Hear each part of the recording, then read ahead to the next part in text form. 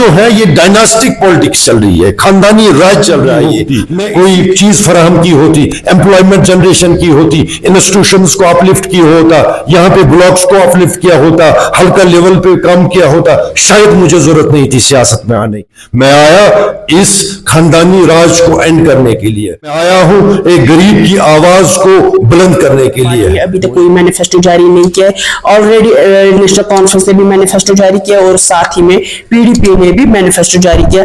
इन दो मैनिफेस्टो जो लगे वो 90% सेम है, और डीएपी ने इतना वक्त लिया मैनिफेस्टो को जारी करने में, क्या कुछ खास होगा इन दो मैनिफेस्टो के बाद? सिंपल एक चीज यहां तक रहा है, बिना वादे के उसने आज तक गांधरबल को डिस्ट्रिक्ट दिया है, बिना वादे के गुलाम नबी आजाद ने यहाँ पे ट्रिपल शिफ्ट लगाए, बिना वादे के गुलाम नबी आजाद ने फर्जी एनकाउंटर बंद किए। वो आज भी वो ब्यूरोक्रेट्स जो है जेल में सड़ रहे हैं, और हमें पूरी उम्मीद है अब हम जो मैनिफेस्टो लाएंगे, आजाद साहब मैनिफेस्टो ड्राफ्ट कर रहे हैं, उसमें वादा करके प्रॉमिस करके आएंगे कि हम इंशाल्लाह जम्मू कश्मीर की खुशगवारी चाहते रहे हैं। ऐसे ही अब्दुल रहीम रहतर साहब वो एनसी के बड़े पेट्रोन माने जाते हैं, तो उनका बेटा, उनका कई फर्जन उसको आगे लड़ेगा।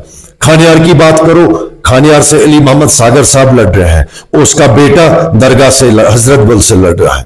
अब गांधरबल में देखो उमर साहब लड़ रहा है, उसका वालिद साहब कहीं और लड़ेगा। वहां से आप कंगन से देखो मियां साहब एमपी बन गए, और उसके बाद उसका बेटा मेहर साहब लड़ रहा है। वहां सोनावारी से देखो मोहम्मद अकबर लोन साहब, उन्होंने अपना जो है सियासी अभी तक जो उनका दौर रहा है, मिनिस्टर रहे हैं, स्पीकर रहे हैं बाकायदा तौर पे, अब उसके बेटे हिलाल लोन साहब को आगे ला रहे हैं। चारों ओर सियासत की बातें और सियासत का माहौल जम्मू कश्मीर में गर्म है, क्योंकि जम्मू कश्मीर में 10 सालों के बाद जो है इलेक्शन होने जा रहे हैं, और उसी बीच जो रीजनल पार्टीज है वो अपने कैंडिडेट्स को मैदान में उतारने लगे हैं। और खासकर अगर हम डेमोक्रेटिक आजाद पार्टी की बात करेंगे, उन्होंने आज से 2 दिन पहले जो है अपने कैंडिडेट्स का लिस्ट जो है वो जारी किया है, मगर साथ में ये भी हम आपको बता देंगे उन्होंने अभी तक मैनिफेस्टो कोई जारी नहीं किया है। फिलहाल के तौर पर अगर हम गांधरबल की बात करेंगे, गांधरबल की एक ऐसी सीट है जहां पे खुद उमर अब्दुल्ला इलेक्शन कंटेस्ट करने जा रहे हैं, और पीडीपी की तरफ से बशीर मीर इलेक्शन कंटेस्ट करने जा रहे हैं। उस बीच डेमोक्रेटिक आजाद पार्टी के लिए एक नया चेहरा और लोगों के लिए नया चेहरा है, वो चेहरा जो है वो डीएपी की तरफ से कैसर सुल्तान जिले। सर आपका बहुत बहुत शुक्रिया वक्त देने के लिए। पहले आप बताइए कि आज से 2 दिन पहले डेमोक्रेटिक आजाद पार्टी ने लिस्ट जारी किया जिसमें आपका भी नाम है, और पार्टी ने आपको क्यों चुना है कि आप ही इलेक्शन कंटेस्ट करें, क्योंकि आपको कोई एक्सपीरियंस नहीं है इलेक्शन लड़ने का, पहला इलेक्शन है और यंग भी आप, कैसे लोग भरोसा करेंगे आप पे? अभी देखिए सबसे बड़ी बात जो है लीडरशिप ने मुझ पर भरोसा किया। सीनियर लीडर हमारे जो चेयरमैन है तंजीम के डेमोक्रेटिक प्रोग्रेसिव आजाद पार्टी गुलाम नबी आजाद साहब ने मुझ पे जो है भरोसा किया, उसके लिए मुझे बहुत ही एक गर्व महसूस होता है, और मैं आजाद साहब का भी और सीनियर लीडरशिप का बहुत ही तहे दिल से शुक्रगुजार हूँ। रही बात कि मैं आने वाले जो है असेंबली इंतखाबात में अपने आप को कहाँ देखता हूँ, ये सब जो है ये लोग तय करते हैं, और लोग जो है अवाम जो है, चाहे कोई भी, सामने आपने हाल ही इलेक्शन देखे होंगे जो लोकसभा इंतखाबात हुए जम्मू कश्मीर में, उसमें आपने देखे बड़े जो दिग्गज इलेक्शन में आए थे, मैदान में आए थे, उनको भी हार का सामना करना पड़ा।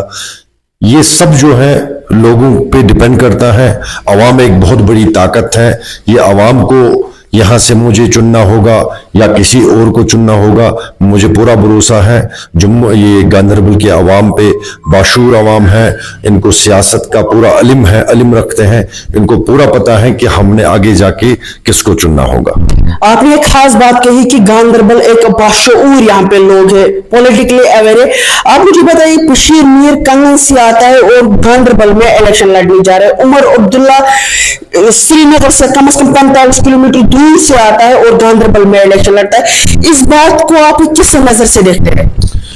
देखिए, आपने पहले खुद ही ये गिनवाई, इनका जो फासला है कंगन से या सनवार से उमर साहब आ रहे हैं इलेक्शन लड़ने के लिए, हम सबका इस्तकबाल करते हैं अगर ये चुनाव में आते हैं। डेमोक्रेसी जमहूरियत में ये सबसे अच्छी बात होती है, हर एक को हक है कहीं पे भी कहाँ कोई चुनाव लड़ सकता है। मगर एक खदशा यहाँ पे है कि जिस बात का दुख मुझे लगता है कि जो इनका यहाँ पे काडर आज तक जिसको इन्होंने बड़ी मेहनत मशक्कत से तैयार किया था, चाहे वो मेरे पीडीपी के जितने दोस्त हैं या मेरे जो, हालांकि वो मेरे सियासी हरीफ है मगर लोकल हैं यहाँ पे गांधरबल में, जिन्होंने इस पार्टी के लिए चाहे पीडीपी हो या नेशनल कॉन्फ्रेंस हो, ईंट एक एक ईंट जमा करते इसकी एक इमारत खड़ी की थी।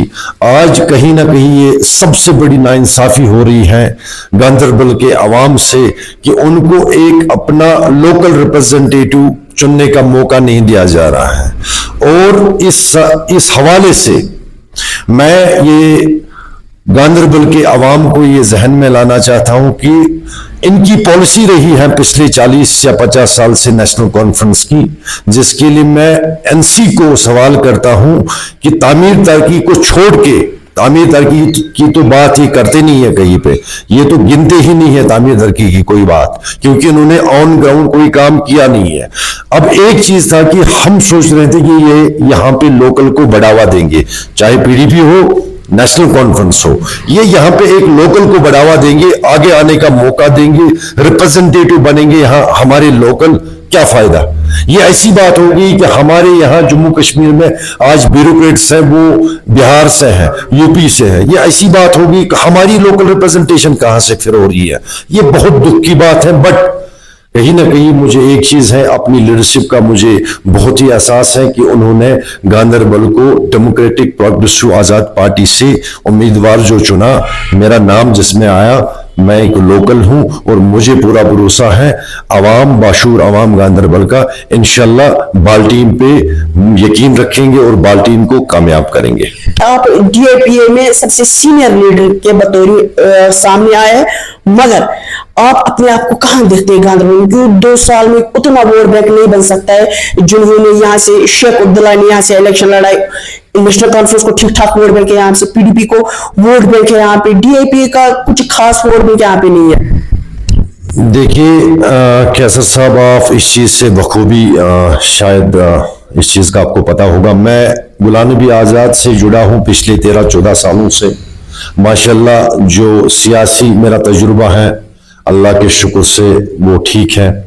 मैं ऑन ग्राउंड गांधरबल में काम किया है, मैं लोगों के यहाँ डोर टू डोर मैंने कैंपेन भी की है, मैंने छोटी छोटी मीटिंग्स भी की है। मैंने एक बड़ा, मुझे लगता है गांधरबल के सियासी इतिहास में पहली दफा हुआ होगा कि मैंने एक ही दिन पे गुलाम नबी आजाद की 2 पब्लिक मीटिंग्स की। एक तो मैंने हरन, जिस एरिया से मैं बिलोंग करता हूं, शेरपथरी ब्लॉक से, 11 मई को मैंने उनको सबसे बड़ी पब्लिक मीटिंग दी जहां पे 10,000 लोग आपको देखने में मिले।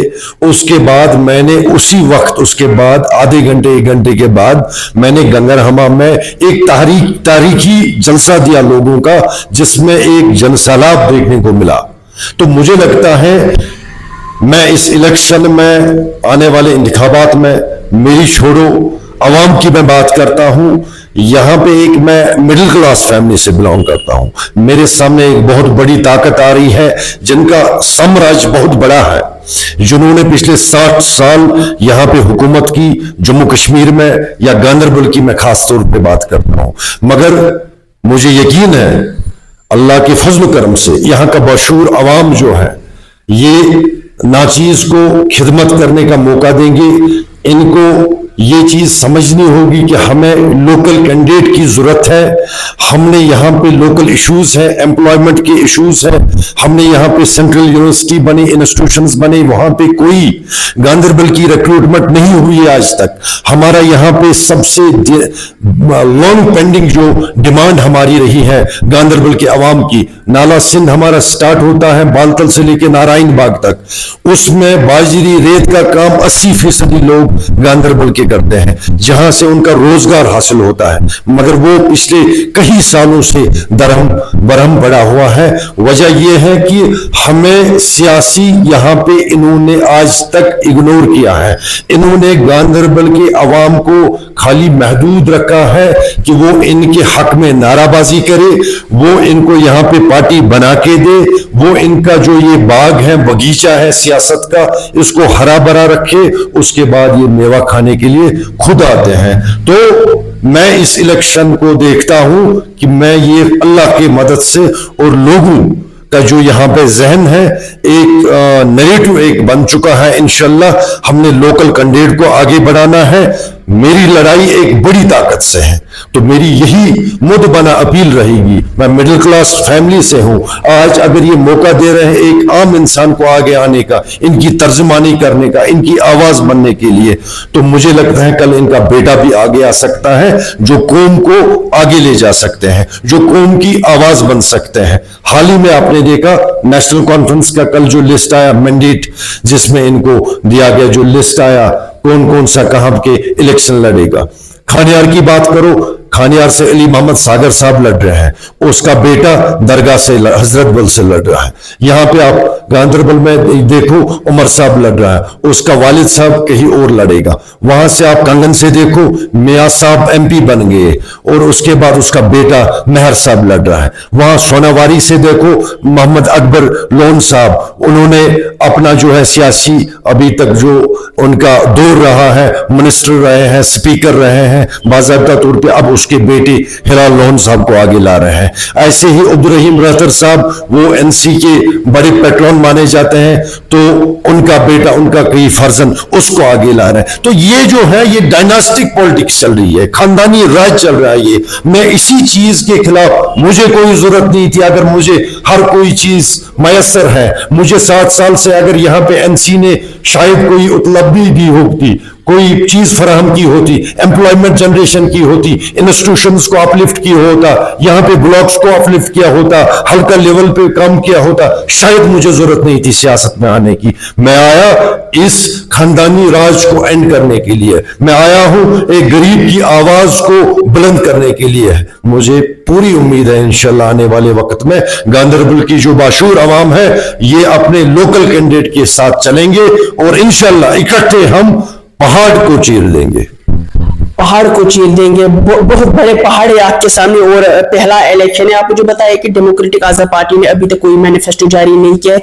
ऑलरेडी नेशनल कॉन्फ्रेंस ने भी मैनिफेस्टो जारी किया और साथ ही में पीडीपी ने भी मैनिफेस्टो जारी किया।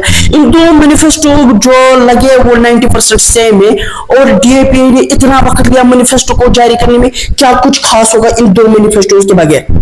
देखिए ऑनेस्टली मैं कहूंगा इनका पीडीपी का क्या मैनिफेस्टो है या नेशनल कॉन्फ्रेंस का, वो इनका खुद का रहेगा। मैं अपनी बात करूंगा कि मैनिफेस्टो इलेक्शन से पहले, जब इलेक्शन नॉमिनेशन वगैरह होती हैं तो उससे पहले 2 दिन भी आता है, 1 दिन भी आता है, ये सिलसिला चलता रहता है। और हमारा जो मैनिफेस्टो है वो बाज़ाब्ता तौर पे ड्राफ्ट हो चुका है, आजाद साहब उस पर बैठे थे।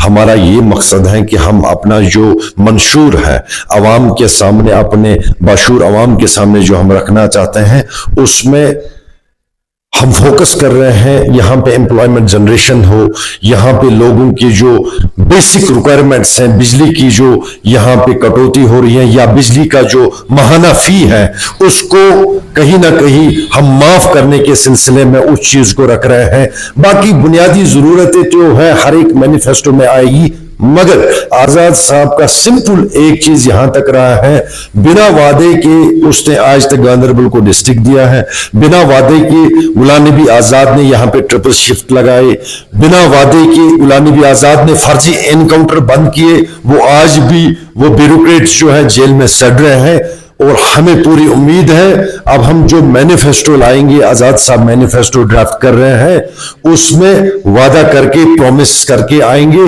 कि हम इंशाल्लाह जम्मू कश्मीर की खुशगवारी चाहते हैं। ये थे हमारे साथ डेमोक्रेटिक आजाद पार्टी के एक कैंडिडेट जो कि जिसको गांधरबल से मैंडेट है, गांधरबल से इलेक्शन लड़ने जा रहे। गांधरबल की खास बात ये रहेगी क्योंकि इसको बड़े पहाड़ों के साथ जंग है, ऊपर से इसका ये पहला इलेक्शन है और यंग भी हो और महज 2 साल हो गए डेमोक्रेटिक आजाद पार्टी को मैदान में और इसको भी कहीं ना कहीं 2 ही साल हो गए मैदान में। अब देखने वाली बात होगी गुलाम नबी आजाद पार्टी को किस तरह गांधरबल में बूस्ट अप मिलेगी, ये देखने वाली बात होगी।